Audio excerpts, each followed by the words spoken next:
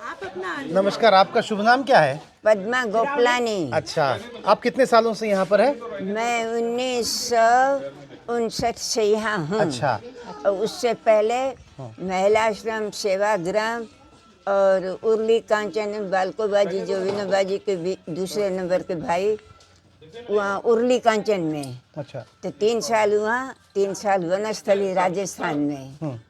और उसके बाद फिर मैं यहाँ, हमारा विनोबाजी के विचार का चलता है महिला आश्रम, वहाँ रही। उसके बाद मैं यहाँ आ गई। अच्छा। हमारे अंकल थे, वो कहते थे विनोबा के विचारों में हमको रहना है तो यहाँ रहो। अच्छा, तो यहाँ आ गए। आप कहाँ से हैं मूलतः? मैं, हाँ, हमारा पार्टीशन हुआ ना, सिंध और ये पहले सिंध और इंडिया एक ही था ना। तो वो अलग हो गए पार्टीशन 1948 में। तो मैं सीधी सेवाग्राम में आ गई थी। अच्छा, फिर यहाँ पे विनोबा जी से कब से आपका परिचय हुआ? मेरा 1951 से अच्छी तरह से परिचय हुआ। उसके पहले विनोबा जी को जानती थी कि विनोबा जी नाम के हैं। मैं वनस्थली में पढ़ती थी। अच्छा। वनस्थली राजस्थान। हाँ, वनस्थली राजस्थान है ना। वहाँ पढ़ती थी तो वहाँ ये विनोबा जी आए थे। तब हमको देखने को ऐसे थपथपाया था। मेरी चचेरी बहन थी, मैं थी और 2 बहनें थी। अच्छा। एक अभी खैरथल में है और 2 गुजर गई है। हम 4 सिंधी बहनें वनस्थली में पढ़ती थी। अच्छा। तो उसमें से मैं और एक और है मेरी सहेली, अभी राजस्थान में है, सिंधी है वो भी। राजस्थान खैरथल में रहती है। इसके अभी आपका उम्र क्या है? मेरी 92 चल रही है। 92 92 चल रही है। आपसे मिलके बहुत अच्छा लगा। आपसे मिलके बहुत अच्छा लगा। अच्छा लगेगा ही। साझा किया हम लोगों के साथ। हाँ, बहुत अच्छा पूछे लगा। ना। आओ कभी रहने के कौन सी लिए। पत्रिका का संपादन करते थे? इसका भूदान यज्ञ। बिहार से? हाँ, पटना, कदम कुआ से। कदम कुआ, पटना, बिहार। कदम कुआ पटना में वहाँ हमारा स्थान रखा था तो हम रहे थे।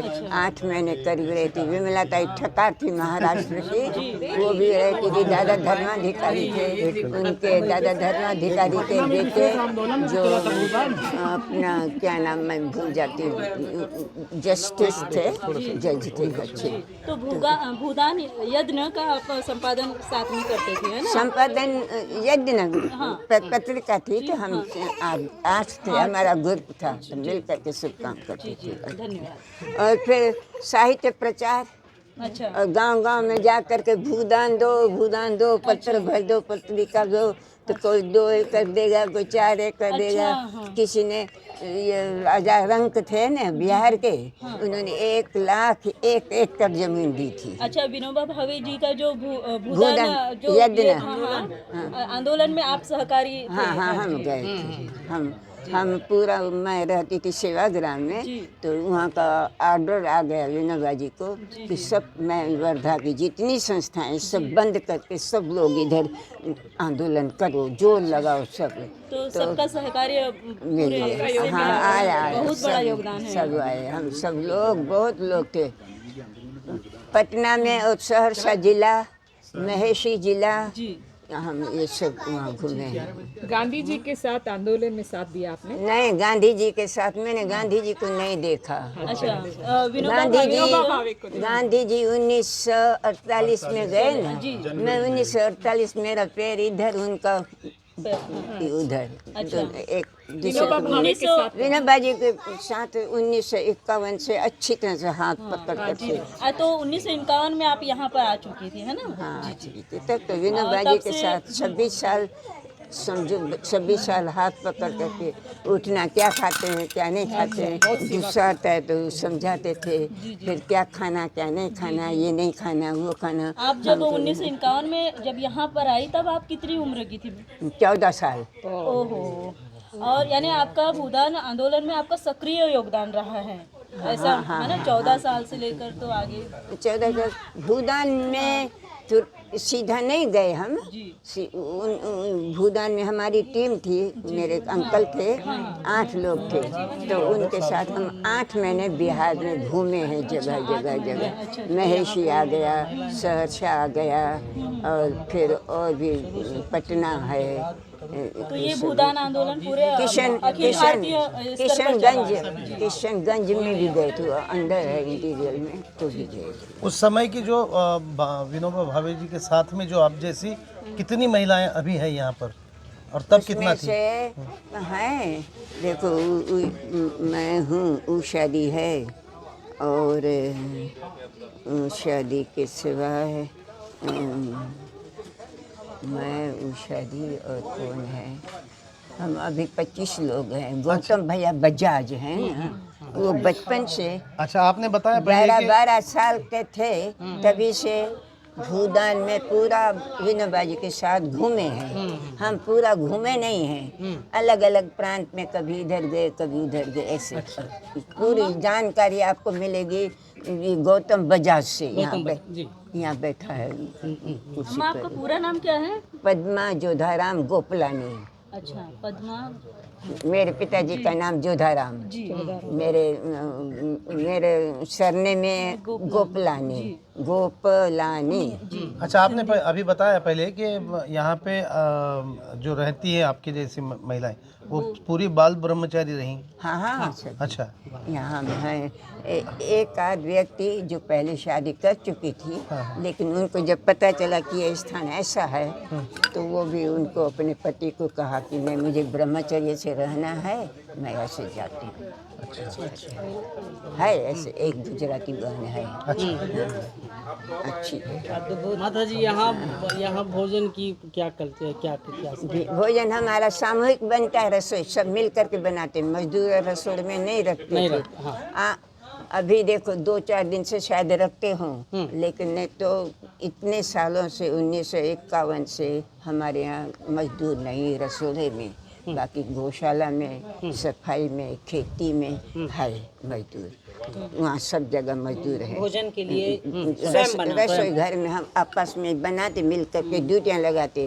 2-3 लोग बैठेंगे रोटियाँ बनाने के लिए, एक बैठेगी दाल चावल बनाने के लिए, एक आएगी दूध परोसेगी, एक आएगी दही दूध वगैरह की संभाल करेगी, ऐसे अलग अलग सब ड्यूटी दी हुई। यहाँ पर कुछ ध्यान धारणा वगैरह ऐसा कुछ करते हैं लोग? आप लोग ध्यान वगैरह ऐसा कुछ करते हैं क्या आप लोग? योग ध्यान योगा वगैरह वैसे सामूहिक भी होता है, लेकिन सब आजकल सब नहीं पहुंच पाते हैं, उम्र के हिसाब से कभी तबीयत कम कभी ज़्यादा, लेकिन चलता है योगा। और फिर प्रार्थना हमारी सामूहिक 3 बार चलती है। सुबह 4:30 बजे प्रार्थना, अभी 10:30 से 11 तक चलता है। फिर आरती होती है भरत राम मंदिर में। जो मूर्ति है ना, वो विनोबा जी को स्वयं को जमीन खोदते खोदते मिली हुई है। वो मिलने से पहले उन्होंने कल्पना की थी, भाषण देते समय जेल में धुलिया बुद्ध सुना है क्या? धुलिया जिला। हाँ, तो वहाँ भाषण दे रहे थे कि ऐसे कोई मूर्ति का यानी बनाने वाला कोई हो तो कितना ना अच्छा। लेकिन उस समय उनको खुद को वो स्वयं को वो मूर्ति मिली तो उन्होंने वैदिक विधि से इसकी स्थापना यहाँ की। आँखों से आंसू बहते थे कि मैंने जैसे कल्पना की, भगवान ने मुझे दर्शन दिया है, तो मैं इसको पत्थर समझ करके छोड़ नहीं दूंगा। तो वो मंदिर है यहाँ, आप देखना, वो मंदिर हनुमान की है, इसके सीता माता है, राम है, भरत है, लक्ष्मण है। वनवास करके जब 14 साल के बाद आ रहे हैं तब वो मूर्ति है। बहुत बहुत शुक्रिया। एक आखिरी सवाल, आपकी अभी तबीयत प्रकृति कैसी है? वैसे चलता है अच्छा, लेकिन मैं पसार हो चुकी हूँ। एक बार लकवा हो गया था, लकवे में से बच गई जल्दी।